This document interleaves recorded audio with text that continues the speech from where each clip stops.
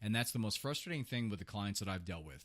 Yeah. Is the fact that they've gone into the workforce and they've come up against that.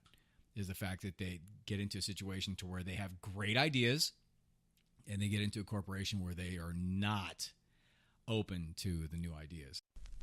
The millennial generation is as follows. Welcome to Surrounded by idiots. Radio Podcast.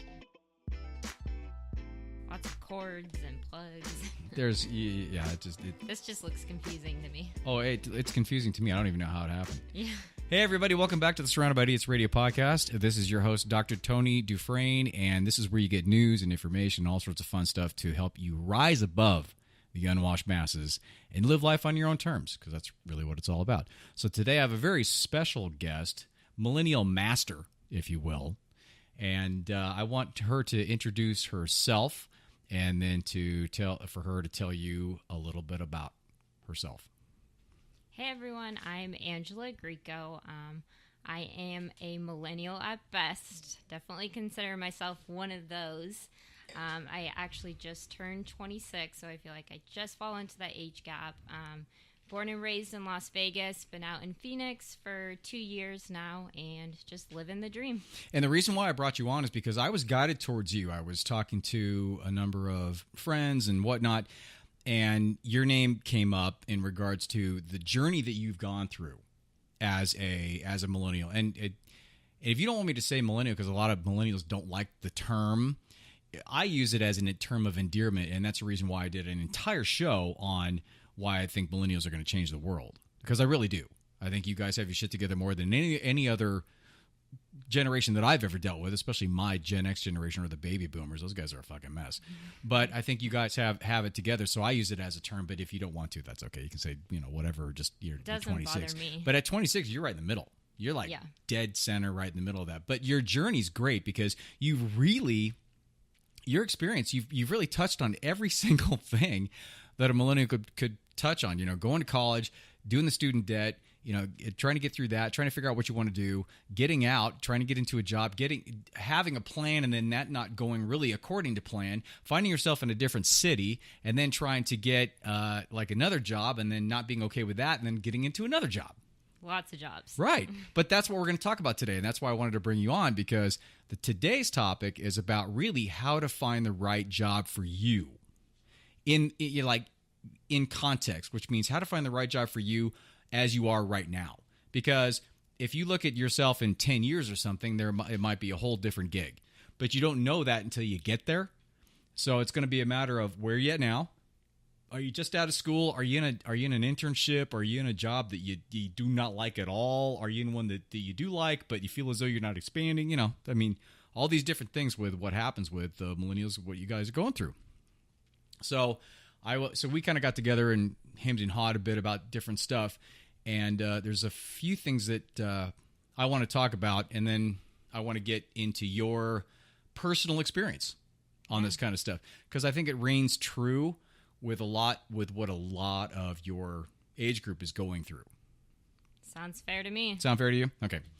So so in terms of finding the right job, I'm going to start off with the internship thing, because even researching the internship stuff. Oh, first of all, before I go into that, it is a nighttime show, so we're drinking. So yes. Yeah. Cheers. So salute. Right. Cheers to good wine. Oh yeah. Red wine. Yeah. Exactly. Yeah. Red wine. No, we don't do white. Not in this house. So I want to get into the internship thing. And the funny thing is that depending upon who you talk to, and we haven't talked about this because I wanted this to be really fresh and just, new to me in terms of what your opinion is on this. It could go either way. As some people say, it's not a good idea. Even if it's paid, they say it may not be a great idea, or it may be a really good idea because of the benefits. Now, as a small example, if you go to Forbes, and Forbes has an article that I'm going to put on the website. And in the Forbes article, they are not down with the internship thing, even if it's paid, because usually the pay is crappy. And the reason why they don't like it is because it doesn't build the right skills, according to them.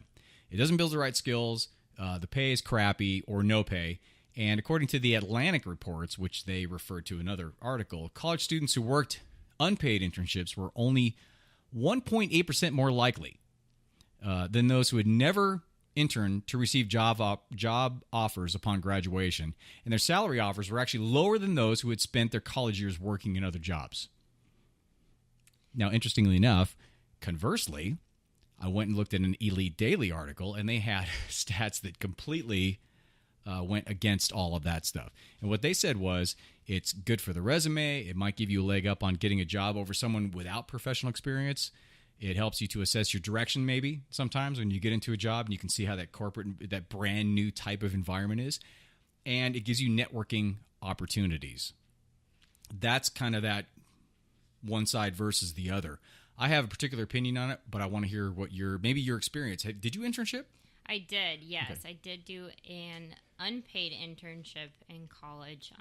So I feel like my opinion or my personal experience, I'd probably ear more towards the Elite Daily side and taking what you can get, building that experience, building your network. And I think this goes for a lot of millennials, including myself. What you think you might be interested in is probably different once you get into it, right? And so I think just having that exposure and, building out your skill base and just getting accustomed to maybe new ideas or new environments is important because, again, what you think that maybe you want to go in the direction towards for your career path, maybe once you get into it, it's completely different than you thought, and you don't like it at all. And so I think it's a great starting point, regardless of it being paid or unpaid. My vote is take it. It's to take it, even if it's unpaid. If you can, I guess, because a lot of times if you don't have the opportunity to, because if you have to make money, then taking an unpaid thing is just throws you out of balance, and then you don't want to live in a cardboard box behind the Circle K. Right. So you have to. Financial situations allow you to So if it allows you to do that, I was always under the assumption that it was okay if, and this is my I think more towards the Elite Daily as well. I think it's a really good idea. Actually, I had a company and I had interns, and I hopefully did it the right way to where I knew that interns coming in, I wanted to help them to be exposed to the environment, the business environment, which is a lot different than school, a lot different than what the theory is. If you go to classes and what they tell you, business classes are so different. It's ridiculous. But you get in, it's a whole different gig.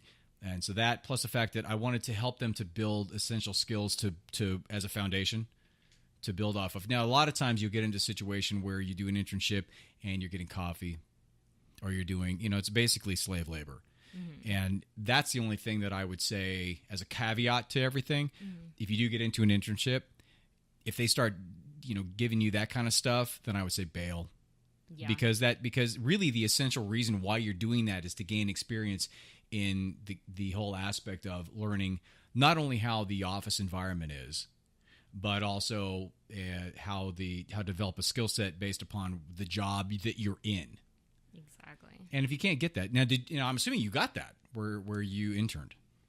Actually, no. So it's kind of funny because. Oh, well, do tell then. Yeah, right. I picked up this, it was with an exporting company in business school, and it was, just something at least to put on my resume, to at least kind of get me out there on the job market, or else I felt like I didn't really have anything to put on my resume, which is another topic I think we want to get into. We're going to, yeah. A little bit later. But I got into it thinking, this is at least going to be some assets and opportunities and skills that I can put on my resume. And I think as long as you present it the right way in that next job opportunity, it's beneficial.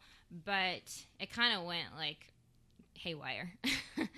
And I've never really had a bad experience with a job opportunity, or as we're talking about here, these different types of opportunities, but it did, the lady hated me, and we had a lot of miscommunication. Like right off the bat. Kind of, yeah. I felt like she had it out for me, and I don't. Maybe it was because. So you reminded her of the girl who punched her and took her lunch money when she was in third grade, right? Type of Exactly. A thing. Right. Okay. But I mean, if anything, I remember I was talking to my parents about it. Like, what am I supposed to do? Like, I'm nervous showing up to this, knowing she already has it out for me. But it was a great learning experience, and I took it as like a tool. Good question. How did you handle the fact that you knew that you were going to go in? And it was not going to be conducive. It wasn't going to be a good environment for you because it really was stacked in somebody had a judgment of you already. Yeah. So how did you massage that? Well, it's kind of funny because I feel like this kind of relates to like that millennial idea, right? The lady, what had happened is she had left me a voicemail. And, being millennials, we don't listen to voicemails. If you need something, text us, right? Yes. I'm very familiar with that routine. Exactly. Yes. So it's kind of a funny situation. So and I didn't get the voicemail because I didn't have my voicemail set up because no one uses voicemails anymore. Well, none of you guys use voicemails. Yeah, exactly. That's what happens. And so, come to find out, I didn't do what she did. She told me to do in the voicemail. There was like no follow-up after that, so come time for like the next day I had to meet for the internship, it wasn't done and I wasn't aware of it, and so she was very upset. Granted, it was a great learning opportunity for me to open my eyes that I need to be more attentive to this type of stuff, but I remember just going in that next time, like I was nervous because I knew she already had it out for me, but just realizing like I need to still put in my best work, like it's still opportunities for me to expand and grow, and I need to take it, with an open-eyed mindset type of thing. When you got to, how long did you do that for? It was for a semester, so it was pretty short. So did you, what's the biggest thing you got from everything, from all that? What was the biggest learning or the biggest lesson you got from being there? I think it was that, it's not always going to be perfect. You're going to have like disagreements. And from that point forward, from that story, like we did have some like minor respectful, I guess, disagreements / arguments, but at the end of the day, like that's what's going to happen in the workplace, and you need to learn to like carry on and do what you signed up to do. Yeah, exactly. Great point. Yeah, because it's not going to be exactly how you think it's going to be, because it's not set up for you, it's set up for the company, and whatever a manager's mindset is, or supervisor, that's what's going to dictate everything. It always comes from the top down, and you may not like it, but it's not set up for you to like. That's not the point. I deal with my clients a lot when they come in, especially my younger millennial clients. I come in and they have a fantasy expectation. I always call it writing the fantasy story, like the Cinderella story. Well, how perfect it would be in the perfect situation. Well, great. We would all love to have the perfect situation going into a job, but it's not going to happen, especially in an entry level job, and especially because I always talk to this specifically to people that haven't had kids. If you haven't had kids, you don't know what it's like. But you can't say, oh yeah, you're tired and that's terrible and yeah, great and all that, but you don't know what it's, and you do not know what the corporate environment's like, or a work environment's like outside of college. And I'm not talking about doing being a barista at Starbucks. I'm talking like corporate or like a job on that level. You don't know what it's like until you get into it, because it's a shit show. It is. It's a total shit show. Right. It's a mess. And there's a lot of politics that go on. And I don't care where you go. And correct me if I'm wrong. I don't care where you go. It's going to be political. It is always political. Oh, absolutely. And always. I think I'm, learning that in my career journey, right? And I think like a good point is you kind of have to play the game, right? It's the life. You do. That if anybody takes anything from this entire show, I'm looking right into the camera. Take that. It's got to play the game, and until the game gets to the point where you are compromising your own integrity or your own principles, and if that's the case, then you Audi 5000.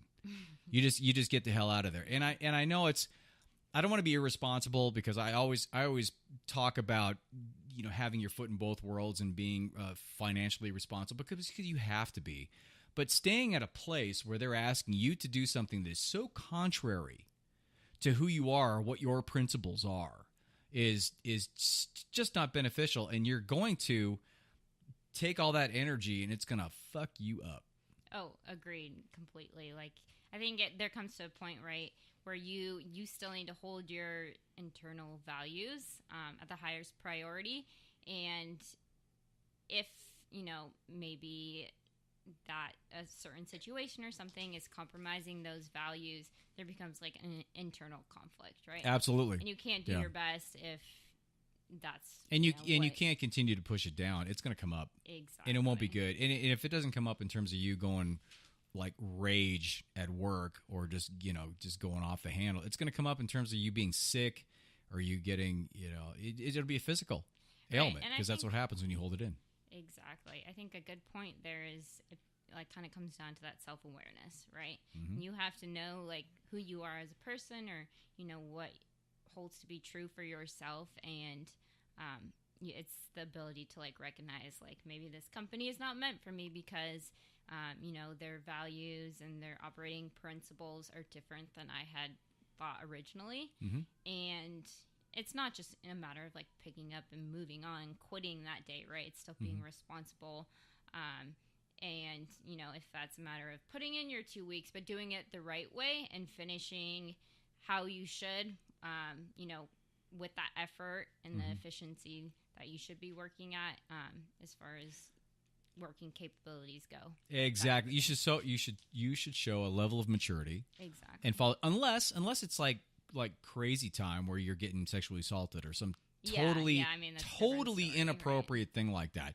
Then you just say, go fuck yourself, and you bail immediately. And then you call all your friends and you tell them what happened. Not only do you do that, but you file with the Better Business Bureau or whatever you do to make sure that drunk. Yeah, exactly. Well, wait a minute. First you get hammered.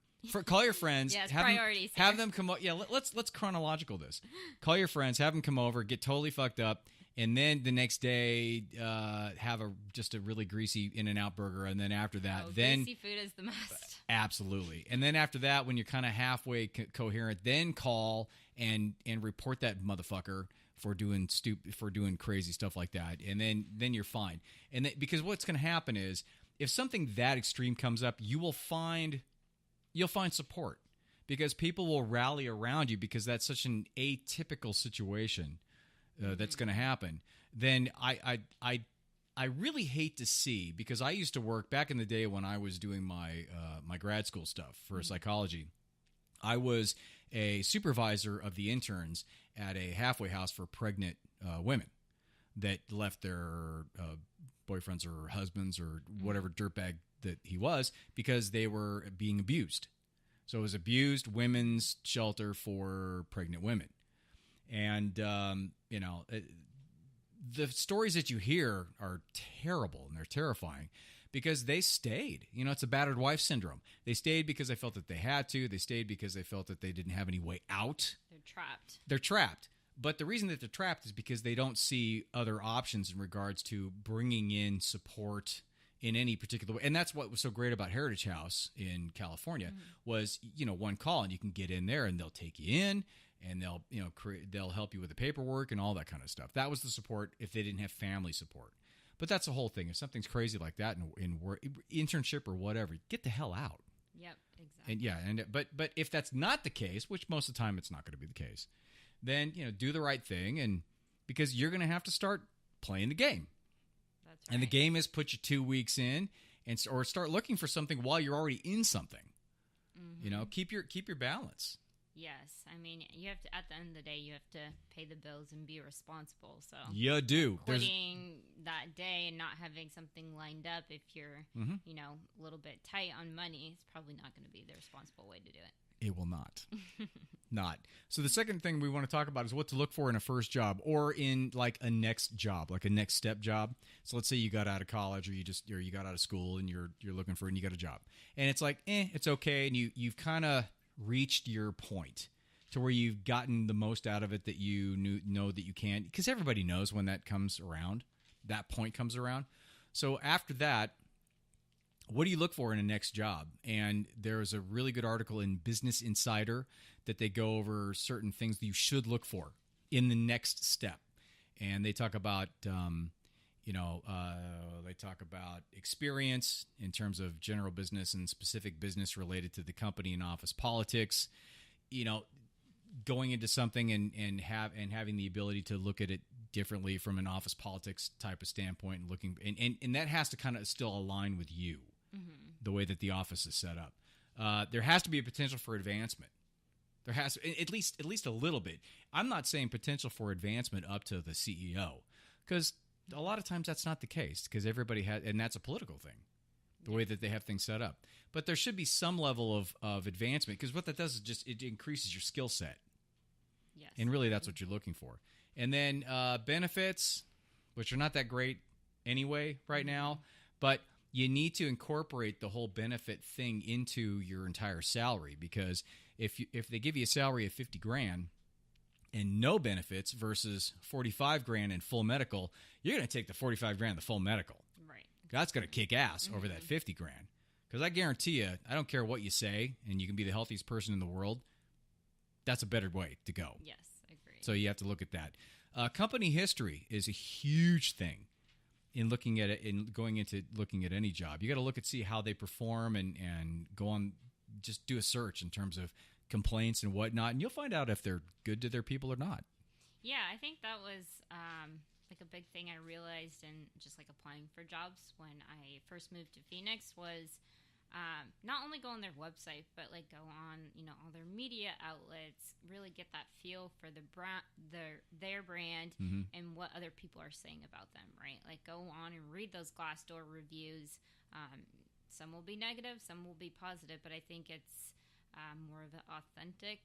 You don't have to totally align with the job or with the company. You don't have to totally align with it. And I think, because I think that's kind of impossible, like expectations, right? Like you're well, not especially with you guys, because you guys yeah. have. I'm telling you right now, and I tell all my clients this.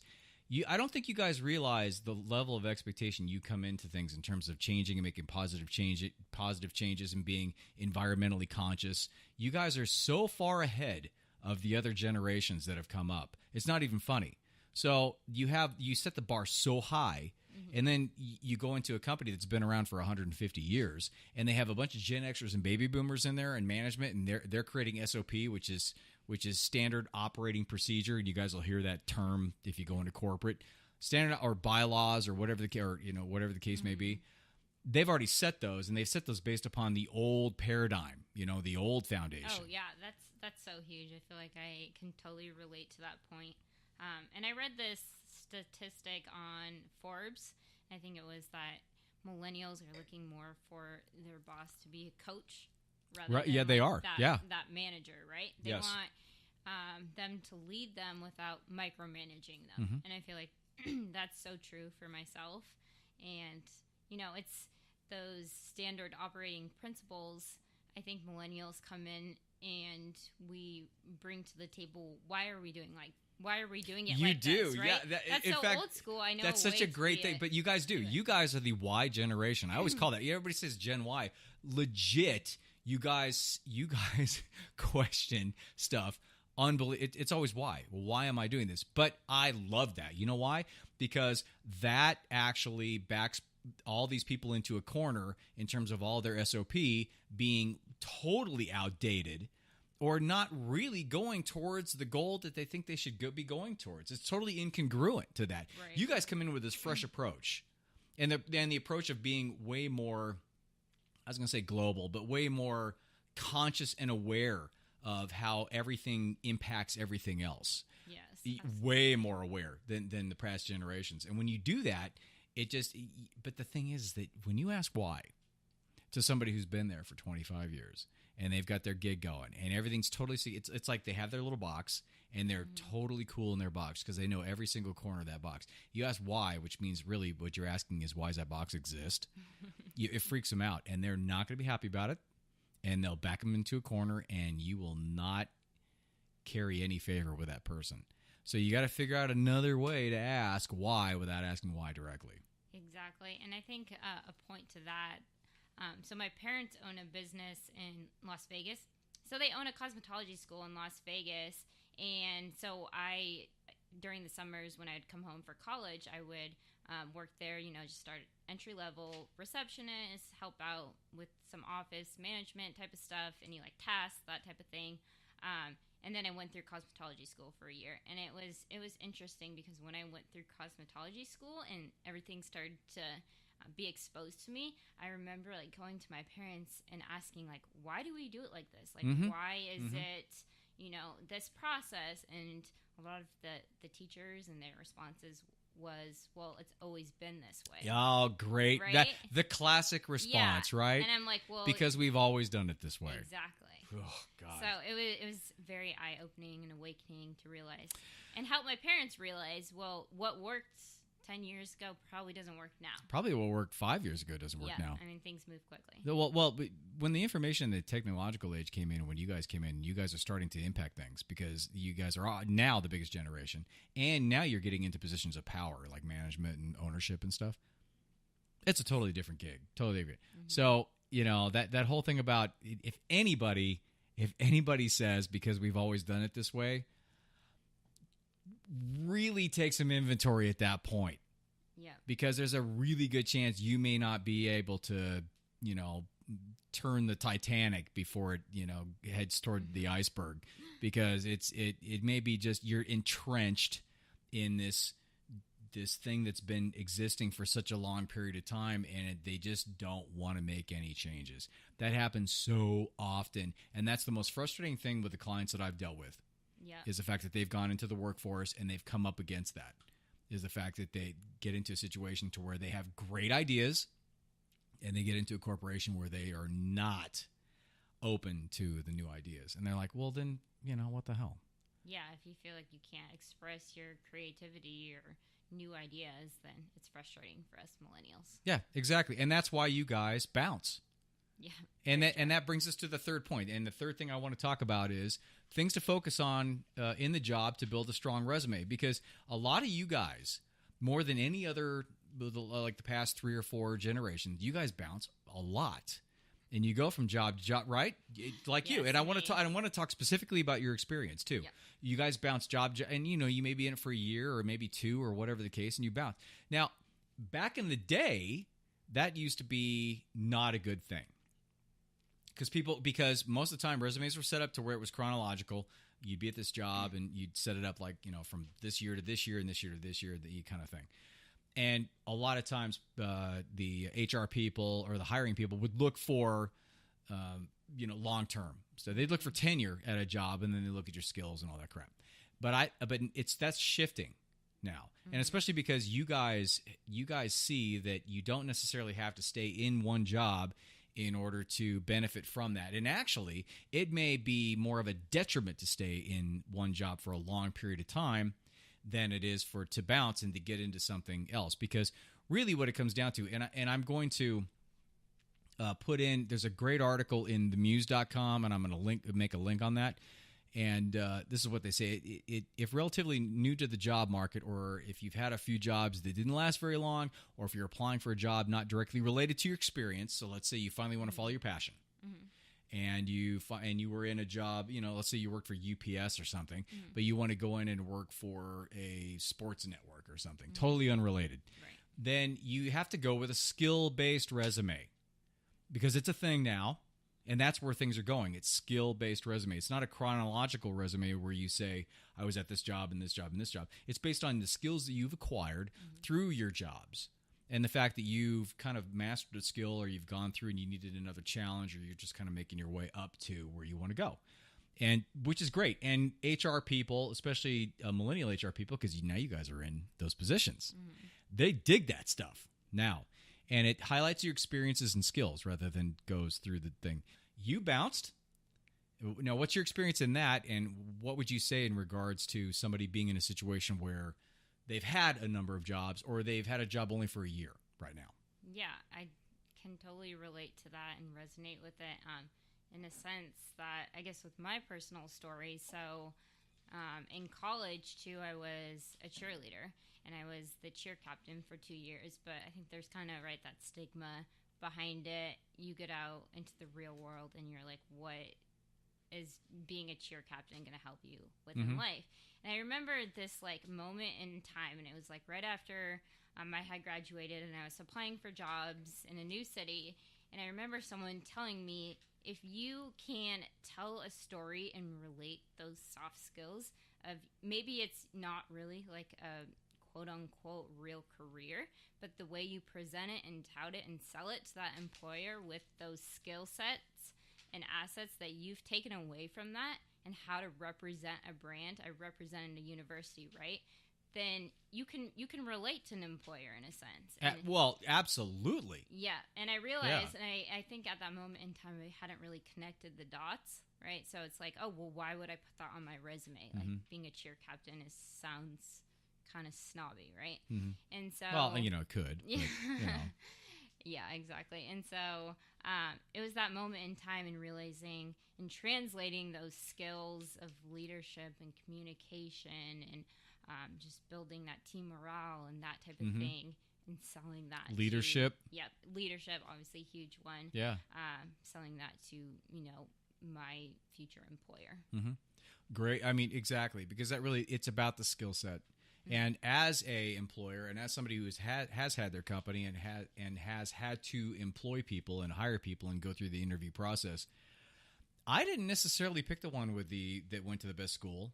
In fact, I didn't even look at that, to be honest with you. And whether they went to school or not, for me and for I had a real estate investment business, and I didn't really look at that. I sized them up based upon who the person was and how their character was and how they interacted with me. Number one, because that's huge. Yep. Huge. You could be the smartest person in the world and have a ton of stuff going on for yourself and be like brilliant. But if you get in front of me and you're constantly looking at the floor, or you're just a social inept, then that's not going to work, because you have to work within the business environment with the people and stuff. What I wanted to know is somebody that was relatively confident in what they're doing, or they were eager to do something, and they were a good self-starter, and they didn't need me on their ass all the time, and they didn't need me to constantly reaffirm their to validate them as a person as they're going through this stuff, and somebody who actually was open to wanting to learn. So, and that's why you guys are great, because if you look at you guys at the Millennials, you guys want to coach, and although you like the affirmation stuff, you guys are also in a position where you guys do want to learn and you do want to expand. And I've said this in a previous show too. I'd never hired anybody that I thought would stay with me for a long time. Yeah, that's a really interesting point. And I think that I feel that myself as a millennial, feeling like I want to be a part of something greater than myself, making an impact on people, right? If I feel like I'm just sitting there doing busy work all day, it doesn't feel impactful. I don't feel like I'm making a difference. And I think that's when you realize, like, okay, time to keep moving forward. That's huge. The making a difference thing is like the millennial subtitle. I want to make a difference. And I love it. I absolutely love that, because really, if you take like 100 steps back and look at your life and look at life in general, and now I'm getting into my philosophy, because my whole origins and philosophy and meaning and stuff. If you do that and you take a look at everything, you're like, well, why the hell do you do anything, right? True. Really? Yeah. Now, outside of the fact that, and we're going to go back to the Maslow hierarchy of needs, which I talk about all the time. So let's just say and I'm always going to go back to this because it makes a perfect sense in terms of like every damn show that I've ever done. Is you have your food, you have your shelter, you have all that stuff, you figure that stuff out, and you're okay. You're not living in a box. You got a place and whatever. After all those needs are satisfied, like the needs to survive, then what are you going to do and why? And that's a question you have to ask yourself. Why am I doing what I'm doing? Is it just to make more money to buy things? Well, if you're okay with that, then great. You'll never be fulfilled, mind you. And I don't think a lot of people listening to this show kind of live that life. I think the people that listen to something like this show, or who are my clients, they want something more, and they want to expand into levels of meaning and understanding, because life can have meaning if you give it meaning. And I think that's important, because it's after that, the survival stuff. What the hell are you going to do with yourself, and why? You have to ask yourself the reason why. That's a great note right there, because I just read this book. Recommend it to everyone. It's called Start With Why. So it goes hand in hand to what we're talking about. There you go. Simon Sinek. It's more like on the business end, but I think it relates to who you are as an individual. And so right, you make decisions based off of the reason why. Mm-hmm. And I think that applies directly to like a career path. Like if you're in a position and it's not your why or moving you towards that why, like realize it and step out or keep moving on to something else. And that's a great way to check yourself to see if you're on the right track. Because a lot of people, the question is, am I at the right job, or am I wasting my time? First of all, time is very conceptual, and there's really no such thing as wasting time. Because if you have a concept of am I wasting time, then you are. If that makes any sense. If you become aware of the fact that you might be, then you're not in a place where you need to be. So then you have to kind of make changes. For the record, Simon Sinek, not a huge fan of that guy because he bashes millennials. Like, bashes YouTube millennials. video. And I think that's that. complete bullshit. But maybe the why thing works. I thought it was kind of comical. Yeah, well, it's crap is what it is. And I think he did it just to get people to, download his stuff. Yeah. Crap. But if the book's good, then it's good. I'm not going to disparage all of him and in his work and stuff just because of one terrible YouTube video, because it was terrible.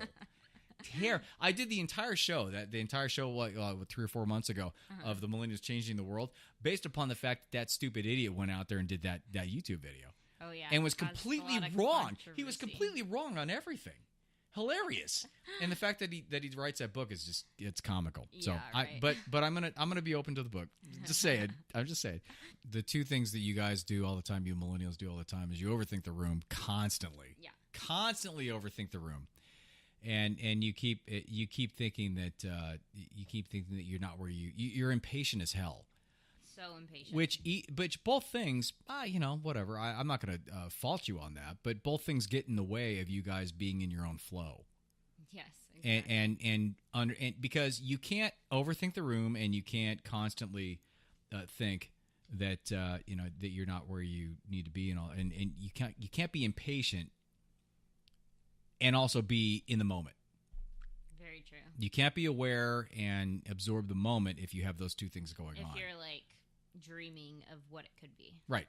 Because if you dream what it could be, then the current now, the only reality that exists is just a dumpster fire, right? If it's not exactly what you want. But the thing is that that's what messes people up. Yep. And so they take it as an all or nothing thing. As, oh, I'm here, so I can't have that, or I'm here and I should be there. And then you're just completely screwing your whole flow up. So it's a matter of stop overthinking the room and just kind of go with it and go with your flow and just be cool. God, you're 20-something, 30-something years old, for God's sakes. Right, and it's living in the moment. I think I'm guilty of it too, thinking of what it could be, right? Sure. Or like dreaming of the future. But there's nothing wrong with that. Yeah. But don't use that as the major thing to measure your life against. Yeah. It's all, like you said, it's all a process. So remember, you can go to the Surrounded by Idiots Radio podcast. You can go to javabud.com. I post the podcast, I post the videos, and I'm trying to figure out how to post podcast and video on the same post. So that's I talked to my webmaster. I'm going to try to do that. It's also going to be, anybody that's on the email list that goes into and gets my freebie, which is the seven phrases to create, an orgasmic life. That's not the exact word, but I made a little worksheet thing about the 7 phrases that you really need to say every single day to make your life kick ass. And you can get that if you go to the website, javabud.com. You can sign up for that. It's super easy. Put your email in there, then you get it. Easy. And then you get on the email list, and then you'll get all of the posts of the when the podcast comes out. So all that stuff is on there. This is the 97th show of the Walk of Shame / Surrounded by Idiots Radio podcast, getting up to 100. And go through if you have any idea about what you want to learn about. We've pretty much covered a lot of stuff over 97 shows, and we're going to talk about more stuff too. We're going to get together and talk about, and I want to bring Shane on. I want to bring your dude on because he is an elite trainer here in town. Yes. And I've been a personal trainer for like 20 some odd years as certified. I don't actively do that now. I kind of incorporate it into my own program. But I'd love to bring him on and have him talk about like maybe 3 or 4 or 5 things that everybody can do like every single day. to make sure they get back on track or Applies get on to track. everyone, yeah. Because everything's connected, right? Yes. Yeah, physical is connected to mental and It's a emotional. whole. It's all part of the gig. So thanks for being on, Angela. I really appreciate it. Thanks for having me We'll bring you on, and we'll talk about more stuff. And remember, I told you where everything is. You guys have a good week. We'll talk to you later.